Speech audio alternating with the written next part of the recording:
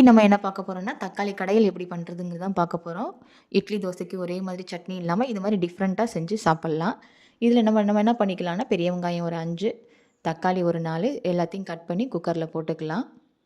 இப்போ வந்து ஒரு 1 1/2 கிளாஸ் இல்லன்னா 2 கிளாஸ் தண்ணி விட்டுக்கோங்க. ஒரு 3 பச்சை மிளகாய் போட்டுக்கோங்க. மஞ்சத்தூள் ஒரு 1/4 டேபிள் ஸ்பூன் போட்டுக்கோங்க. உப்பு 1 ஸ்பூன் போட்டுக்கோங்க. இத வந்து ஒரு 4, 5 விசில் வந்து விட்டு எடுத்துக்கோங்க. இது நல்லா அப்பதான் வந்து வேகும். அப்பதான் டேஸ்ட்டும் குடுக்கும் நமக்கு.